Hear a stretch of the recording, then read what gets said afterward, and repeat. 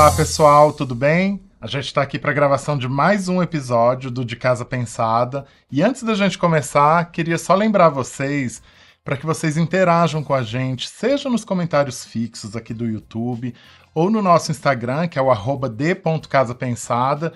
E dessa forma a gente tem uma interação muito maior com vocês e assim a gente cria programas específicos para vocês. Deixem lá que tema vocês gostariam de debater, que a gente discutisse aqui, e assim a gente faz uma troca legal, tá bem?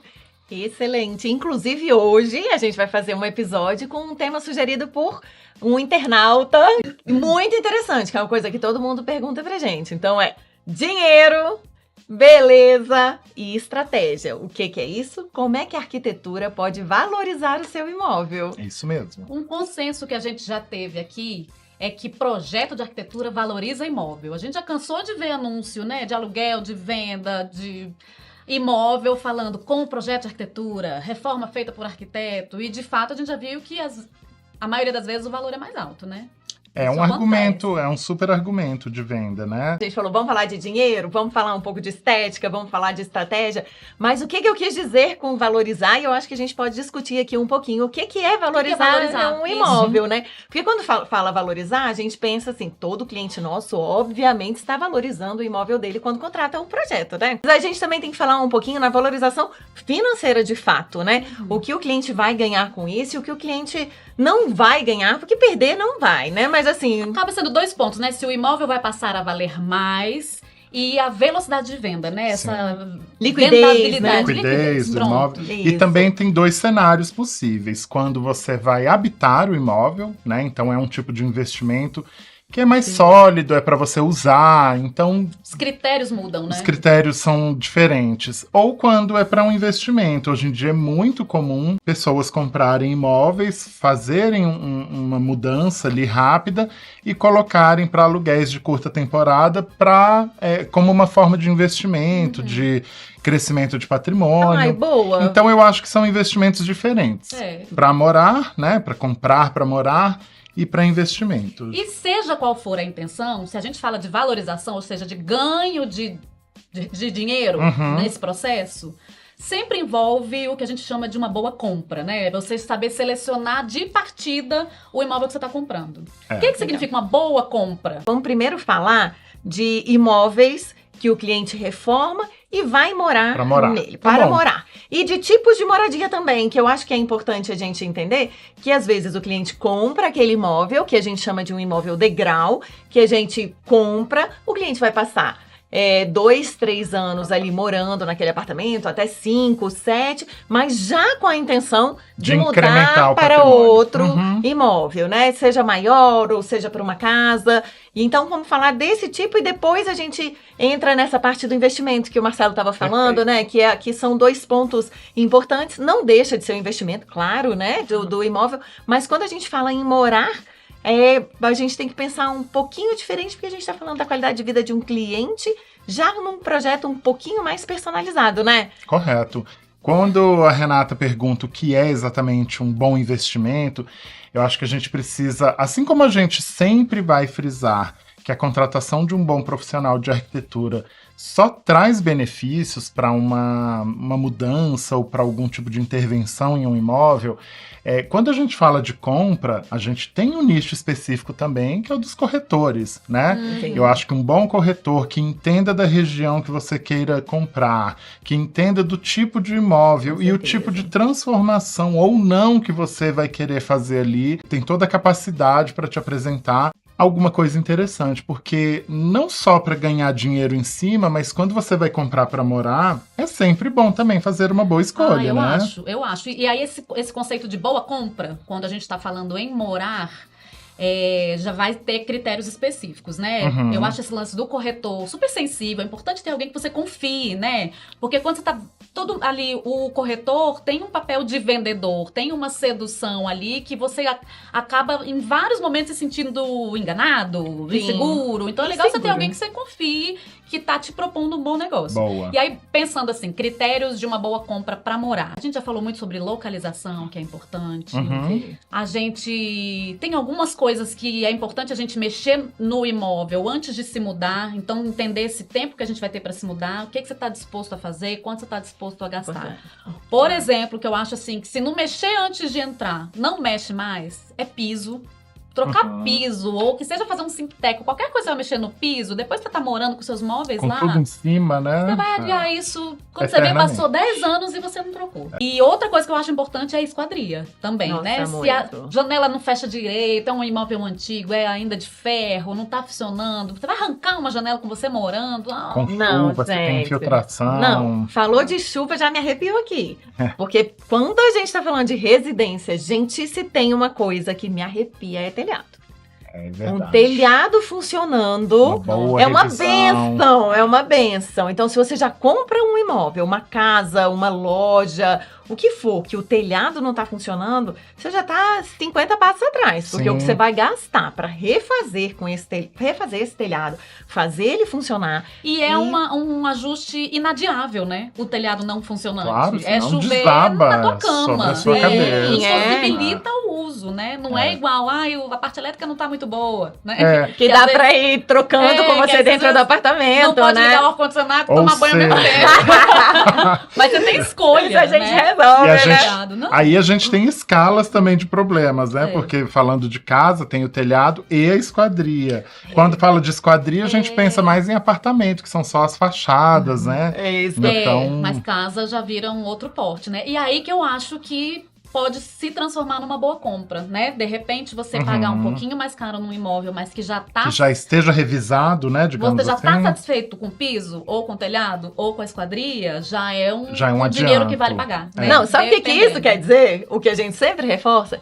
Gente, o arquiteto, ele tem que entrar antes. É o corretor e o arquiteto. Fazer uma boa compra é conseguir um bom corretor para te apresentar bons imóveis e você ter a consultoria de um arquiteto para te dizer se aquilo ali de fato é bom, se não é, se você vai aproveitar. Porque o arquiteto, de entrar no espaço, a gente consegue entender se aquela iluminação é boa. Porque a insolação, gente, é muito... Acho que a gente já falou isso aqui no programa, mas né? Dentro do que a Renata falou de localização de imóvel, além da situação dele em relação ao bairro, na cidade, tem isso, a vista que ele contempla, a iluminação, como você falou, ventilação natural, então tem uma série de fatores. Me lembrou o lance de ter um mecânico de confiança quando você vai comprar um carro usado? Total. É igual você ter um profissional, um arquiteto de confiança, um corretor de confiança. Às vezes até a indicação de um bom mestre que vai olhar o quadro de luz, que vai entender essa infra. Está de fato em boas condições, né? Porque na hora de vender a gente sabe que o discurso leva metade do assunto. Existem muitos imóveis que são maquiados, digamos assim, né? Superficialmente, no intuito só de conquistar ali para aquele negócio. As pessoas devem estar atentas mesmo a detalhes. E um bom profissional de arquitetura, isso inclusive é um dos produtos de um bom escritório de arquitetura. Fazer esse tipo de acompanhamento, análise técnica sobre o imóvel e relatar a capacidade, testar a capacidade daquele imóvel de ser habitado ou não, né? Agora, posso dar uma opinião bem pessoal? A gente tá falando aqui que às vezes dá pra pagar um pouquinho mais quando o piso já tá bom, a esquadria já tá boa, ou o telhado. Mas eu confesso que pra mim, eu prefiro às vezes comprar um imóvel que eu já veja que não dá pra aproveitar nada, que eu já vá trocar piso, esquadria, parte elétrica, parte hidráulica, sem dó, porque nada está em boas condições de uso, e conseguir jogar o preço lá embaixo. Aí eu acho uma compra boa, assim, quando você pega um imóvel que você fala, porque vamos combinar que encontrar alguma coisa que você realmente esteja satisfeito é quase impossível, né? Impossível, eu acho. Até clientes que compram imóveis novos, lindos, perfeitos, já procuram a gente pra fazer uma personalização. A gente acaba tirando um pouquinho de um piso, um pouquinho do outro, fazendo um toquezinho e dá uma pena, no banheiro. Fica sendo um desperdício de uma coisa boa e nova. Acho que depende do senso de urgência, de necessidade de cada pessoa. Mas você falando aí que é uma opinião pessoal, mas talvez seja um pouco influenciada pela nossa profissão. Sim, porque a gente já sabe o que é possível de ser trocado, potencial, né? O potencial daquela coisa atualizada, trazida para esse momento mais novo. Outro aspecto fundamental é se o edifício está em condições legais, né? Às vezes ele é muito bem localizado, mas ele ainda vai precisar passar por uma reforma grande ali de fachada, de térreo, né? Que a gente fala, aqui tem sempre pilotis, portaria, que é um transtorno para quem tá morando, vamos combinar, né? Sim. Isso também derruba preço durante a obra. Totalmente. A análise, por isso que o profissional, o corretor de imóveis, ele é importante nesse sentido para fazer uma análise externa, né? Do que vai envolver ali as coisas que não estão exatamente dentro do imóvel. E aí um bom arquiteto vai te orientar dentro do imóvel quais são as transformações que valem a pena para esse sentido de compra, de moradia. O que vocês acham que vale a pena mexer, já que a gente vai morar e mesmo que pense em vender, enfim, é patrimônio, né? A gente nunca tá 100% descartando a possibilidade de vender ou de fazer dinheiro com aquilo. Eu acho que todo mundo tem o intuito de personalizar de alguma forma, seja usando, acho que a gente falou em outros episódios, de resgatar móveis de herança, memórias. Sim. Mas para além disso, falando de obra civil mesmo, né, que são transformações que demandam mais tempo, mais gastos, enfim, a análise deve ser completa e eu iria a fundo nas questões estruturais, assim, estrutura hidráulica, tá tudo ok, a descarga funcionando, o sifão da pia da cozinha tá escoando corretamente, espuma da máquina de lavar roupas, tem muitas nuances aí que a gente só descobre quando tá, de fato, utilizando o imóvel, né? Isso que a Renata sinalizou aqui é maravilhoso para se observar. Andares muito altos, muito próximos da caixa d'água, tem uma vazão de água muito ruim, pressão, porque não tem pressão. Então, se você está lá em cima, em contrapartida, você tem um chuveirinho fraco, isso é ruim. Então, até nisso, o profissional vai te orientar, né? Da mesma forma que o último andar tem menos pressão, sempre bom lembrar que os mais baixos têm muita pressão. E aí, esse pode problema estourar a torneira, da máquina de lavar, por exemplo, né? Tudo isso a gente tem que tomar muito cuidado. Lá no escritório, a gente sempre pergunta no nosso plano de necessidades com o cliente, a gente pergunta, isso aqui é um apartamento escada? É um apartamento que você pretende morar pouco tempo ou em médio prazo? Ou é um apartamento final? A sua intenção é passar o resto da sua vida aqui? Porque tem uma diferença, né? Na hora da gente personalizar um apartamento para o resto da vida, não deixa de ser patrimônio, a gente tem que levar em questão as questões econômicas. Mas se é um apartamento escada, eu acho que a gente vai ter preocupações diferentes com a questão da comercialização, né? Eu acho que quando a gente está falando, não, você vai vender daqui 2, 3 anos, 5 anos, que para um imóvel 5 anos é pouco tempo, da gente tentar não fazer personalizações muito profundas no imóvel, né? Acho importante a gente falar sobre isso.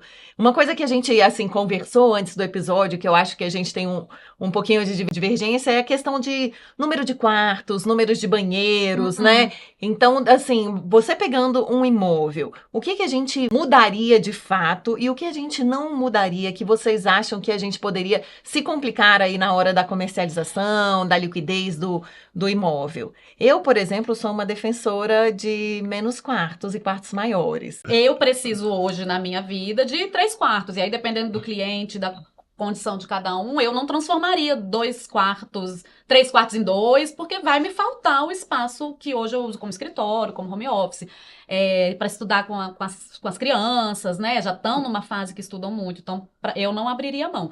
Mas, por exemplo, banheiro, eu acho que super valoriza um imóvel. Num layout, o apartamento tinha uma suíte e um banheiro social. Será que esse banheiro social não é grande o suficiente para fazer 2 suítes e um lavabo? Como é que é essa conformação de família? Porque eu acho que banheiro enche os olhos do comprador. Com certeza. É isso que, assim, deve ser feita análise sobre o uso da sua casa, como funciona, e se você tem perfil de receber pessoas de fora, porque aí tem banheiros disponíveis. Se o lavabo faz sentido. Exato. Eu sou um defensor do imóvel manter o máximo de originalidade quando ele foi concebido. Aqui em Brasília a gente lida muito, e aí quando a gente fala de apartamento, aqui os 3 estão imaginando os imóveis que a gente trabalha aqui em Brasília, são imóveis modernistas, são amplos. E só abrindo então, parênteses, que tem muitos no Rio, que tem muitos em São Paulo, também, né? exato. São configurações bem parecidas. Bem, proporção dos cômodos muito bem distribuída.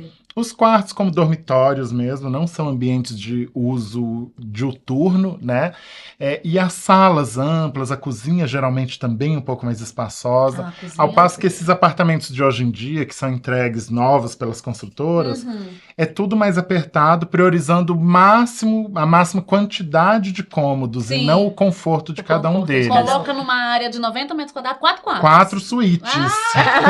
Aí o banheiro tem que entrar fazendo contorcionismo, né? Mas eu sou a favor de manter o máximo de originalidade, mas fazendo algumas intervenções. Acho válida do banheiro, acho válido quando da necessidade aumentar um quarto, ganhar um pouco mais de espaço para fazer um home office, um closet. Essa personalização mas eu acho que hoje, assim, meio que unânime a questão da integração da cozinha também com a sala. Eu acho que é a estrela de um imóvel Hoje valorizado. eu atesto como profissional que valoriza um imóvel, essa integração, e promove uma série de benefícios de uso mesmo. A cozinha é o coração, né? É a nossa estrela. A gente já falou de cozinha aqui em todos os episódios, né? Eu acho. O que me fez lembrar da área de serviço e do quarto de serviço, que é um lugar que hoje em dia não faz mais tem sentido, muita função, né? Acaba virando depósito. Ou é muito comum que a gente faça reformas que a gente empurra a área de serviço para dentro desse quarto em prol do aumento da área da cozinha. Eu acho que é outra obra que valoriza o imóvel. Também porque, de fato, é um cômodo que já não faz tanto sentido, né? Algumas plantas permitem também que esse quarto vire suíte. Para um dos quartos. Se volte para a área íntima. Se volte para a área íntima, vire um dos. Bacana mesmo. O que eu acho importante lembrar em apartamento para morar, ou mesmo que seja para vender em pouco tempo, é que tem coisas que vão demandar manutenção daqui a 3, 5 anos. Então, tipo pintura. Você vai ter que repintar o apartamento em um certo tempo. Então dá para botar uma parede coloridinha no quarto da criança, fazer uma graça. É uma coisa relativamente fácil, né? De substituir. Barata, fácil que você vai ter que fazer para vender. Ou para sair do imóvel, ou enfim, até para continuar no imóvel, em 5, 6 anos a pintura já está encardida, demanda, né? E aí eu tenho um pouco de experiência sobre isso. Na verdade, eu acabei me tornando especialista nisso. Uma cliente me procurou numa época para fazer um flat para aluguel. E dali surgiram outros 16. Então, acabou virando Não, então, peraí, só para eu entender. Ela compra o imóvel para aluguel longo ou para esses de agora, né? Booking, Airbnb, de rápido hospedagem? Começou há 8 anos com a compra de imóveis para aluguel de média ou longa temporada. 2 anos. E aí aqui vale frisar que lá no começo a gente falou de 2 atores muito importantes no processo, que era o corretor e o arquiteto, né? Nesse segundo bloco, eu acho que entra um terceiro profissional muito importante e que é um personagem que hoje existe entre mim e essa cliente, que é um consultor financeiro. Nossa! Então, há 8 anos, ela comprou o primeiro imóvel para investimento, para aluguel de média a longa temporada. Foi uma coisa meio livre, assim, sabe? A gente foi para o Rio de Janeiro fazer compra de mobiliário. E o fato é que essa cliente, mesmo com esse bolso solto para esse primeiro imóvel, ela teve um lucro tão grande sobre esse imóvel, o próprio imóvel valorizou e o potencial de aluguel dele também foi muito alto, imediatamente. Que daí surgiram todos os outros, né? A gente enfrentou pandemia, a gente enfrentou troca de governo, a economia oscilou nesse período todo e hoje existe esse papel do consultor financeiro. Então, tudo que a gente vai comprar, uma xícara hoje, é pensada se aquilo vai impactar no ganho do patrimônio. E como é que ele trabalha? É uma consultoria que ele fica no imóvel? Ele atua desde antes da compra do imóvel? Então, na verdade, ele atua na compra do imóvel. Aí é um papel que ele faz com ela diretamente, mas eu sempre faço os aconselhamentos com relação à qualidade do imóvel e ao potencial. Quando a gente fala em investimento para contratos de um prazo um pouquinho maior, a gente se preocupa com o cliente para a entrada naquele apartamento. E aí tem que se preocupar com questões do dia a dia dele estarem funcionando. Mas assim, uma parte elétrica, uma hidráulica, que não venha a funcionar no dia a dia, ele consegue, ao longo do período que ele está ali naquele apartamento, fazer adaptações, conversar com a imobiliária, o proprietário pode voltar lá. Mas quando a gente fala nesses imóveis para investimento de pequeno prazo, de pequenas estadias, por mais que a gente não se preocupe com a insolação, pode ser um poente super quente, pode ser um norte que pega sol o dia inteiro, a gente tem que se preocupar que naquele pequeno prazo nada falhe. Então a gente tem que falar em boa qualidade. Porque se você ficar no Airbnb e a torneira do banheiro sai na mão, sai na sua mão, é isso. A avaliação vai lá embaixo, você não volta naquele imóvel nunca mais, você não indica pra ninguém, como o uso oscila tempo, muito, né? Porque uma casa que só você mora, você usa a torneira sempre do mesmo jeito. Sim. Agora, uma casa que frequenta você, eu, a Renato, o João, aí a gente acaba tendo oscilação, isso pode estragar e deteriorar.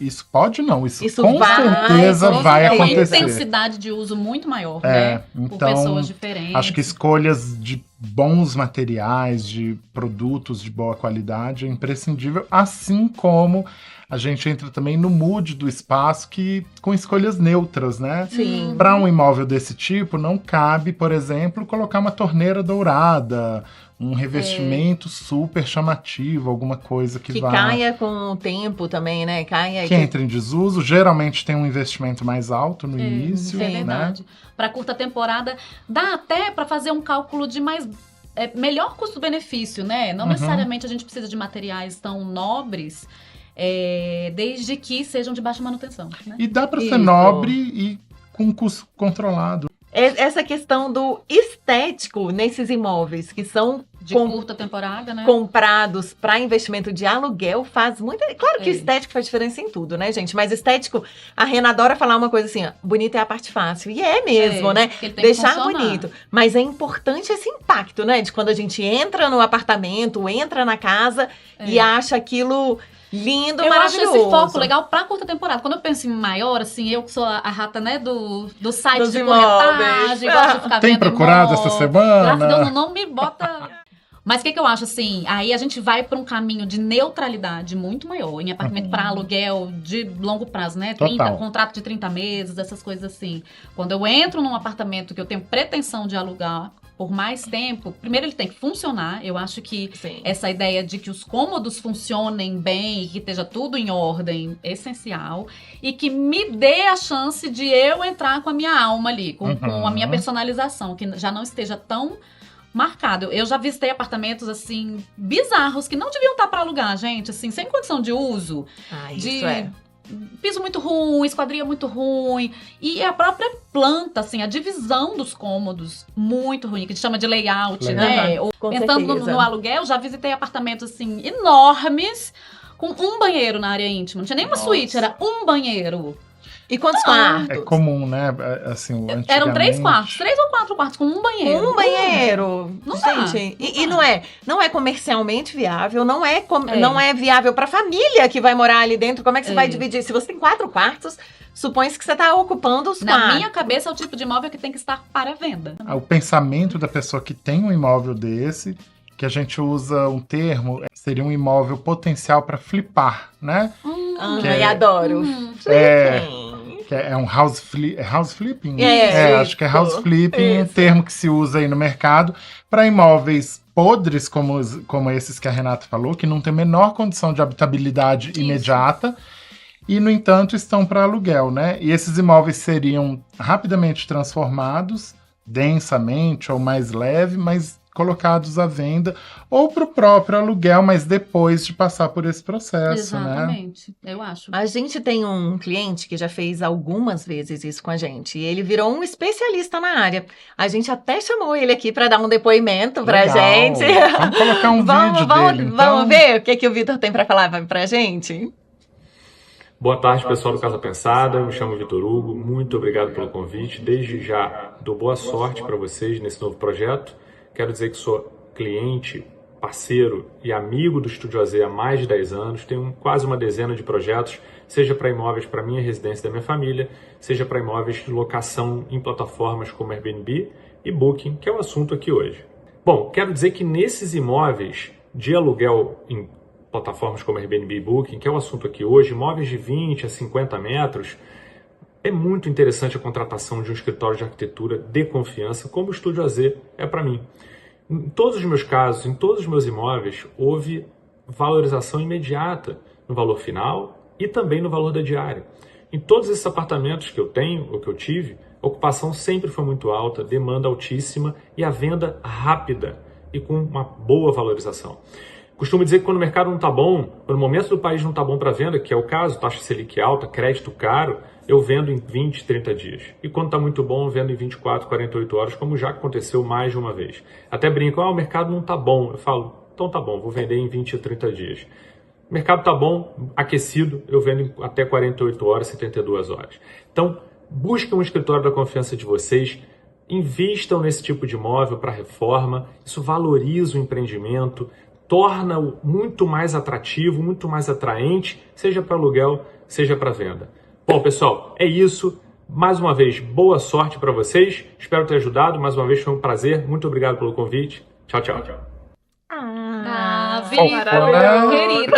Obrigada, Obrigado pelo depoimento, Vitor. Sensacional, mas ele é de fato especialista, assim, a gente já fez muitos projetos nesse modelo, e o próprio apartamento que eles já moraram, né, acho que já foram 2 ou 3, que anunciou, vendeu. Ele de fato vende em 48 É impressionante como melhora impressionante. E pensa que alívio, né, você decidir se mudar e fala, não, vou vender meu apartamento. Pá, vendeu rapidinho, dentro do valor previsto, sem aquela dor de cabeça, aquele medo de ficar um tempo pagando condomínio sem poder usar, com 2 apartamentos ao mesmo tempo. Ou de ter investido demais em algum material que não virou um elefante branco. O que eu acho legal, a gente pode até mostrar umas fotos de algum imóvel do Vitor aqui, falando o que ele gosta e o que a gente acha que vale de pena, o que funciona, o que não funciona. Acho que fica legal para o pessoal entender. Esse apartamento que a gente está mostrando aqui é um apartamento de 2 quartos, que tinha apenas um banheiro e a gente colocou 2. Olha Isso aí. é um custo maior, mas foi uma compra ótima que ele fez, porque esse apartamento estava com um valor bem baixo quando ele comprou, abaixo do mercado.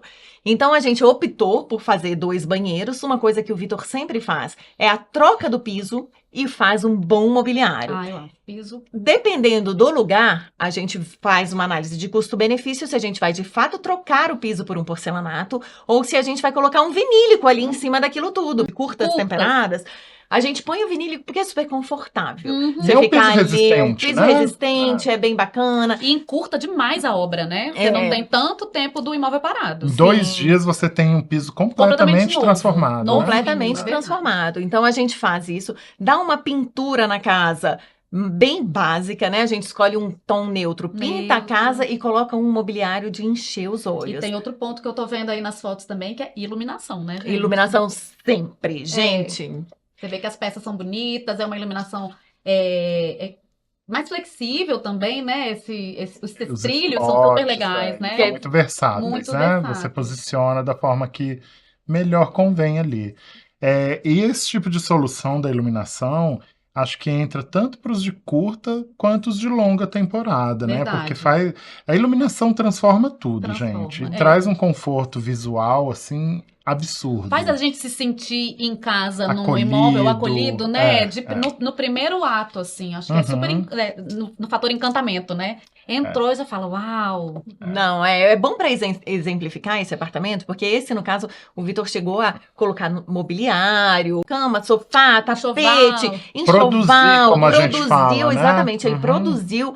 Ele deu uma flipada total nesse apartamento para esses aluguéis de curtas temporadas. Então, é importante que você tenha também um bom visual, um bom enxoval para encantar as pessoas para isso, né? Legal. E agora o que a Renata estava comentando sobre ter uma boa iluminação, se você vai fazer um imóvel para o aluguel de temporadas maiores, 30 meses, 60 meses, é importante a gente deixar ele um pouco mais neutro, um bom piso, uma boa iluminação e um ponto importantíssimo que a gente não mencionou, áreas molhadas, que são banheiros e cozinhas, com um visual pelo menos clean e muito útil, eu acho que não tem como o imóvel não ficar muito, muito valorizado. Seja comercialmente, encher os olhos, né? Sim. Tanto para aluguel quanto para venda. E essas áreas molhadas, quando você usa o termo clean, é ao pé da letra mesmo, assim, que transmita ar de limpeza, sabe? Né, essas áreas de cozinha e banheiro requerem um cuidado maior de manutenção. Isso. E o visual é interessante que seja, a princípio, né, no início, o mais limpo possível. Uma sensação de limpeza, né? Exato, para que as pessoas possam... Importante entender que isso não significa que é tudo branco, né? Não, de jeito nenhum. Então, aí as fotos para exemplificar. Então, vamos lá, para a hora da dinâmica, que é a hora que a gente gosta. Mas, assim, é aquele bate-bola e responde na lata, tá? Você tem floreio. Ai, meu Deus, vai elaborar na hora, né? Vamos lá. E qual que é o... Como é que vai ficar? Vamos lá. A dinâmica, valoriza ou desvaloriza, né? Pode ser. Pode ser. Beleza. Dentro do tema, valoriza ou desvaloriza? Ótimo. Tá bom. Vou começar com uma, assim, focando no Marcelo, porque ele já comentou. Cozinha integrada com a sala, valoriza ou desvaloriza? Eu já dei spoiler, né, já, gente? Por isso que eu comecei Super valoriza. Também acho que valoriza. É mais difícil achar quem não goste do que achar quem goste. E é aquilo de entrar no imóvel e falar, gostei. O cliente já entra mais disposto para compra, para aluguel, seja lá pro quê. Né? Eu também acho que super valoriza, só tomar aquele cuidado de que a cozinha tem que ser linda também. Porque uma vez que você tá vendo a cozinha e a sala, vamos valorizar essa cozinha aí, tem né? Tem que ter o mínimo de harmonia visual, né? Sim, e claro que como arquitetos a gente pode fazer aquela opção...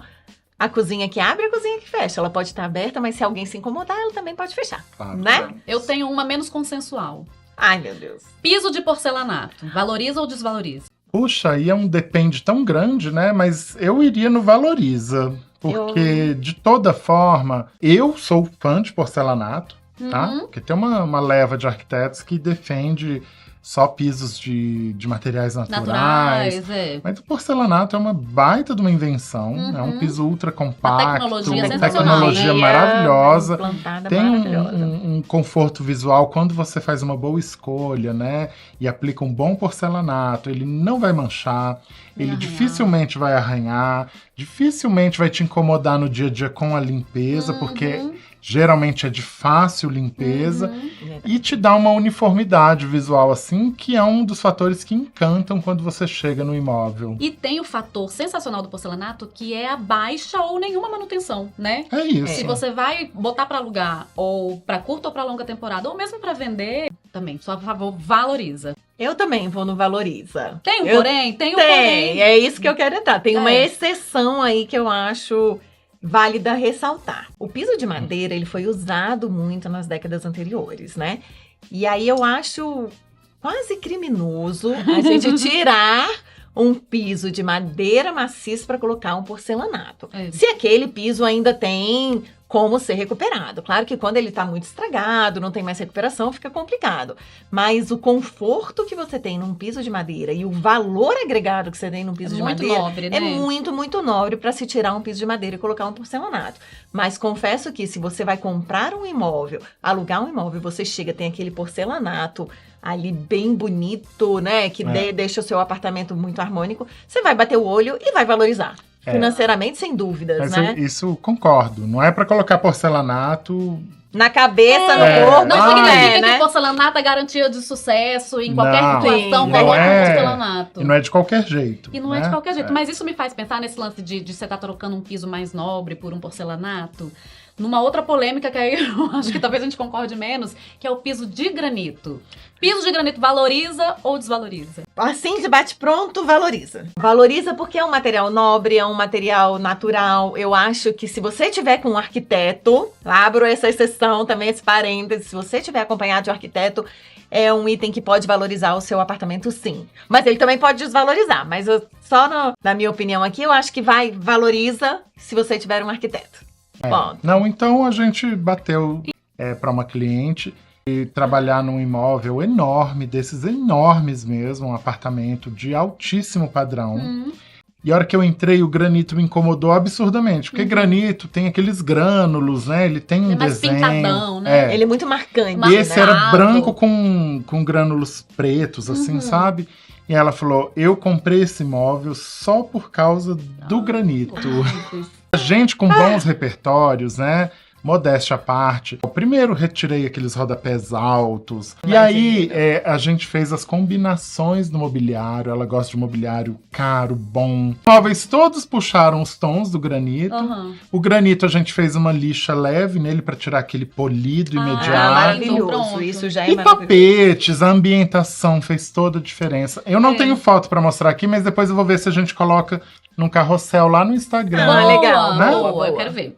O meu problema com granito, dizendo por que eu acho que desvaloriza. Por isso, assim, como a gente vai colocar no piso, a maior parte do que eu já vi de piso de granito é granito barato, dentro da visão, né, do leque de granitos. Então, assim, é um material nobre. O granito mais barato continua sendo mais caro do que o porcelanato, mas ele participa demais visualmente, ele né? Tem uma todo força, cheio de expressão. É suscetível à mancha, porque é um material poroso, né? É um material que demanda manutenção. Você vai ter que, de tempos em tempos, olhar ali as manchas, ele puxa a umidade de baixo e de cima. Eu tenho pavor, gente. Eu acho, pela opinião de vocês, que a gente concorda que a gente manteria um granito, mas a gente não trocaria, não aplicaria um granito, dificilmente, né? Seria uma escolha. Não, a gente não traria o granito como uma opção de valorização. Isso. A gente só deixaria o granito ali, caso ele já estivesse, né? Transformar um quarto em um closet, valoriza ou desvaloriza? Eu acho que desvaloriza. Pensando em móveis de 3 quartos. Esse aqui tem só 2 porque um é closet. Eu acho que desvaloriza. Limita ali o público, né? Acho que é talvez um imóvel que demore um pouquinho mais para ser alugado, demore um pouquinho mais para ser... Nessa questão, super defendo que para todo imóvel tem seu comprador, tem seu inquilino, mas essa demora, às vezes, de encontrar essa pessoa, essa agulha no palheiro, pode ser um fator de desvalorização, né? Eu diria desvaloriza dentro do contexto do nosso programa hoje. Sendo bem matemático, né? E a gente está falando de investimento, de retorno financeiro, de aplicabilidade das coisas, né? Eu acho que transformar... todo tipo de personalização que nicha demais, aí isso nicha demais, porque se você pega um imóvel de 3 quartos, transforma um deles em closet, você reduz para 2 dormitórios. Então você acaba nichando o público daquilo. Diminui um pouco a liquidez. Claro que tem o público específico para cada coisa, para tudo existe um público, mas você acaba diminuindo a liquidez daquele imóvel, talvez ele demore um pouco mais para ser alugado, para ser vendido, em função dessa transformação. E isso é um fato, né? Esses dias eu estava conversando com uma amiga que é corretora de imóveis aqui de Brasília, e ela falou exatamente isso, sabe? Que diminui um pouco a incidência de procura por apartamentos, por exemplo, de 2 quartos, quando ele é um de 3 transformado em 2. Porque a metragem geralmente é maior, o custo dele vai ser maior. O preço é o de 3, né? O preço é o de 3 ou quase de 3, mas oferece só 2. Né? Mas para sempre vai ter um público lá pro de 2 quartos com closet grande. Adoraria. O de 4 para ter 3 quartos. Exatamente. E para polemizar, eu vou dizer que valorizar. Então, eu acho que depende do tipo de imóvel que você está fazendo para alugar. Por exemplo, quando a gente fez os apartamentos do Vitor, a gente tem apartamentos que são familiares, apartamentos que a gente já pensa no Airbnb mais para pessoas que vão passar final de semana, apartamentos de Airbnb para estudantes. Então a gente seleciona o público, a gente tem alguns apartamentos com ele que são já mais coloridos, com cores mais vibrantes, porque tem um público específico para aquilo ali, né?